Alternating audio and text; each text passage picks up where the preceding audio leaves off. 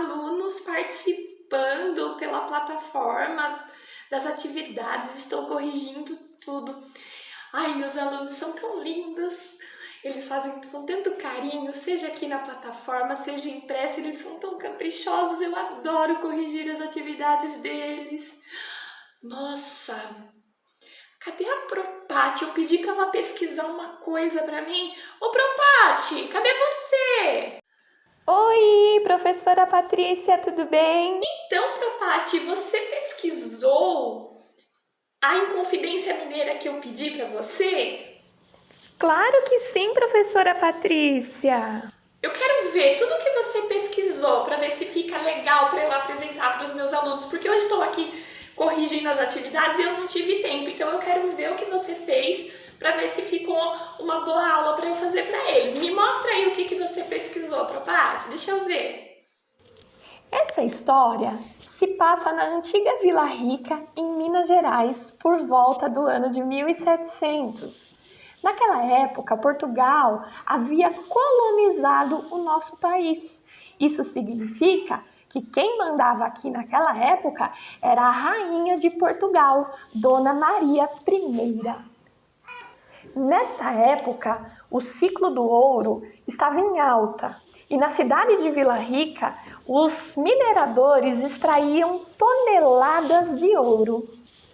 Isso enriqueceu muito Portugal, pois a rainha instituiu um imposto que deveria ser pago à coroa portuguesa, chamada de o quinto, ou seja, 20% de toda a extração do ouro era paga em impostos para a coroa portuguesa. Por décadas, essa cobrança de impostos do quinto, que era 20% sobre todo o ouro extraído, deu certo, mas passado muitos anos, a extração de ouro começou a cair consideravelmente, entrando assim a fase do ciclo do ouro numa crise. A coroa portuguesa não queria saber que a extração tinha diminuído, queria continuar a cobrar o quinto sobre tudo que eles extraíam. E mais, eles instituíram o derrama, que se você não pagasse todos os impostos atrasados, eles confiscariam todos os seus bens. Uau, Propati, eu estou encantada com a sua pesquisa. Isso mesmo. Os portugueses chegaram no nosso Brasil por volta de 1500. E aí houve todo um processo, né? Primeiro eles escravizaram os nossos índios e foram adentrando o nosso Brasil.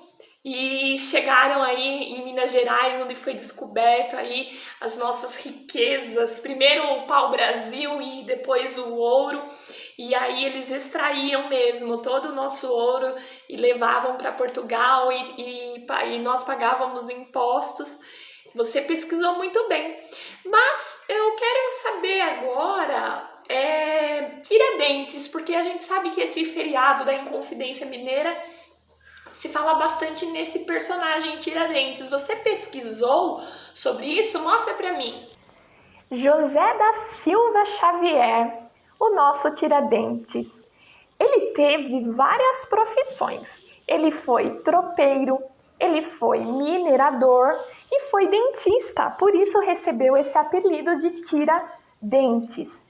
Depois ele foi para a carreira militar, onde ele era um alferes, que é um oficial militar abaixo do tenente. A rainha Dona Maria I o nomeou comandante da patrulha do Caminho Novo, que ligava Minas Gerais ao Rio de Janeiro, por onde passava toda a produção de ouro e diamantes com destino ao porto rumo a Portugal. Mas tinha muita gente descontente com a postura da coroa portuguesa. Se reuniam representantes do clero, da igreja, mineradores, intelectuais, comerciantes e endividados para discutir o que poderiam fazer para parar com essa injustiça que a coroa portuguesa estava fazendo com eles.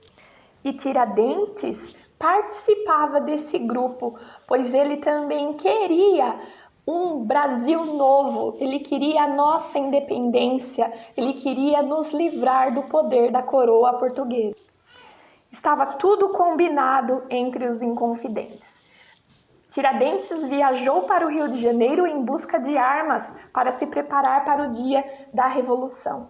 Mas essa revolução nunca aconteceu, porque Joaquim Silvério dos Reis, um dos inconfidentes, traiu todos eles, principalmente Tiradentes, contando tudo para a rainha de Portugal o que eles iriam fazer, em troca do perdão das suas dívidas de impostos. Todos eles foram presos e Tiradentes nunca negou o plano que ele queria fazer para libertar o Brasil da colonização portuguesa.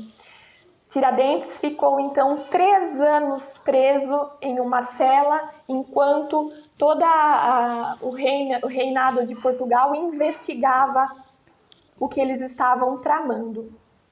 Após toda a investigação, a rainha Dona Maria I ordenou que Tiradentes fosse enforcado e seus restos mortais expostos para que todos vejam e não tivessem mais coragem de se rebelar contra a realeza. Historiadores relatam que as últimas palavras de Tiradentes antes de ser enforcado foi: se 10 vidas eu tivesse, 10 vidas eu daria ao Brasil. Nossa, professora Patrícia, eu amei fazer essa pesquisa. José da Silva Xavier, o Tiradentes, foi realmente um herói que lutou pela independência do nosso amado Brasil. Eu o admiro muito.